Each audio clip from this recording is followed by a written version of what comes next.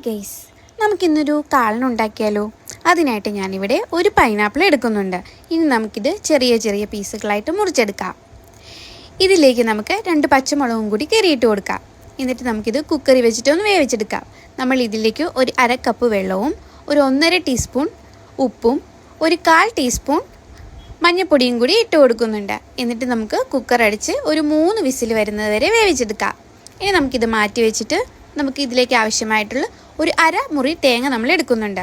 എന്നിട്ടൊരു 1/4 ടീസ്പൂൺ ഉപ്പും ഒരു 1/4 ടീസ്പൂൺ ജീരകവും കൂടി ഇട്ട് നമുക്ക് മിക്സിയിൽ ഒന്ന് അരച്ചെടുക്കാം. കുറച്ച് വെള്ളവും കൂടി ചേർത്തിട്ടാണ് നമ്മൾ അരച്ചെടുക്കുന്നത്. നമ്മുടെ സ്റ്റൗ ഓണാക്കി പൈനാപ്പിൾ നമ്മൾ എടുത്ത് വെച്ചിട്ടുണ്ട്. ഇനി അതിലേക്ക് നമ്മൾ ഈ അരച്ചെടുത്തിരിക്കുന്ന അരപ്പും കൂടി ഇട്ട് നല്ലപോലെ ഒന്ന് ഇളക്കി കൊടുക്കുക.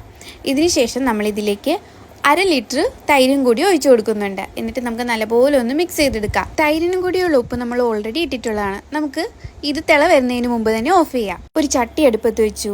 അതിലേക്ക് 1 ടേബിൾ സ്പൂൺ വെളിച്ചെണ്ണ ഒഴിച്ചു കൊടുത്തു. 1 ടീസ്പൂൺ കടുകും 1 ടീസ്പൂൺ ഉലുവയും കൂടി ഇട്ട് നമ്മൾ ഒന്ന് പൊട്ടിച്ചെടുക്കുന്നുണ്ട്. ഇനി ഇതിലേക്ക് ഒരു വറ്റൽമുളകും കൂടി കീറിയിട്ട് കൊടുക്കുന്നുണ്ട്. ഒരു തണ്ട് കറിവേപ്പിലയും 1 ടീസ്പൂൺ മുളകും കൂടി ഇട്ട് നമുക്കിതൊന്ന് മിക്സ് ചെയ്തെടുക്കാം. ഇനി നമ്മൾ റെഡിയാക്കി വെച്ചിരിക്കുന്ന മോരിലേക്ക് നമുക്ക് ഇത് ഒഴിച്ചു കൊടുക്കാം. ഇത് നമ്മുടെ കാളൻ ഇവിടെ റെഡി ആയിട്ടുണ്ട്. ഇനി നമുക്ക് ഇത് നല്ലപോലെ ഒന്ന് മിക്സ് ചെയ്തെടുക്കാം.